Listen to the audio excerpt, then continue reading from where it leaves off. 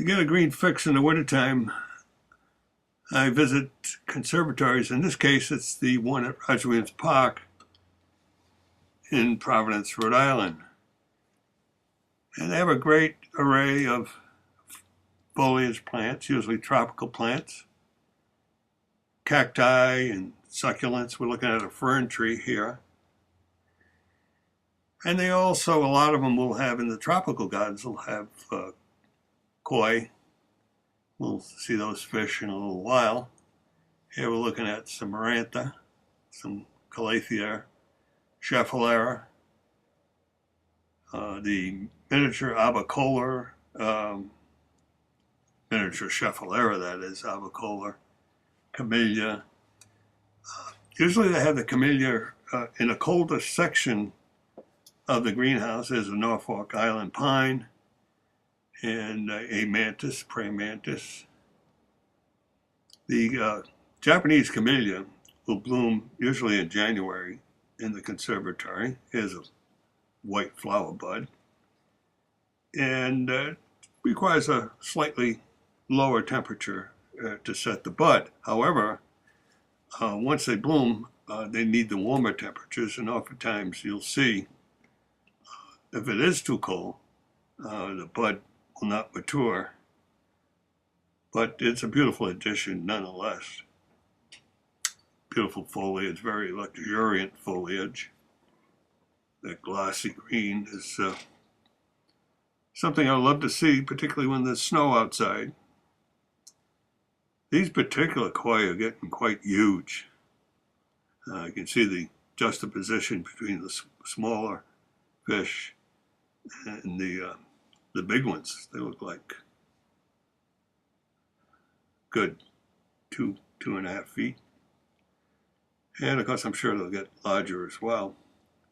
And it's a good complement in a biosystem in a tropical garden.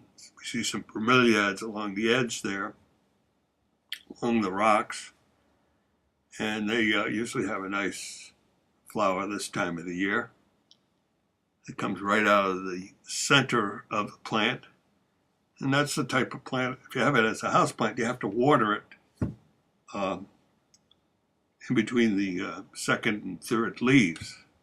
That's where the water is held rather than on the roots. Here's the beautiful flower we see on one of the bromeliads. But just there below that flower, you put the water in.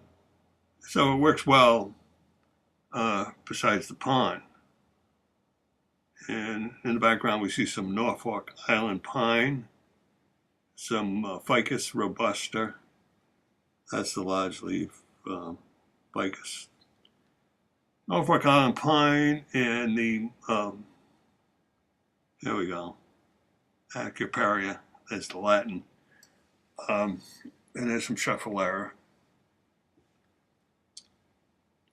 Good sized plants. A lot of people use that for a Christmas tree, the Norfolk Island pine, that is. And of course, you always see cactus and succulents in conservatories this time of the year, and oftentimes they're coming to bloom. Here we see a century plant.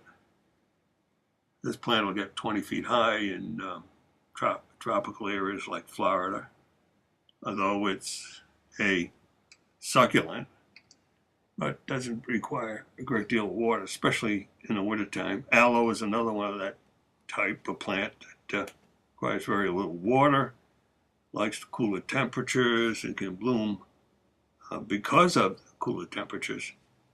And the jades and peperomia are all plants like that that will bring flowers. There's a jade in the background.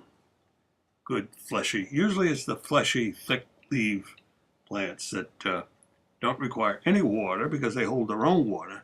Here we see a barrel cactus. Doesn't require any water at all, actually. The cacti in the wintertime. Had one grow on my dashboard without any water in the wintertime on my pickup truck. And here we see the outside, here, bottle palm. These are all at the Roger Williams Park greenhouse in Providence, Rhode Island.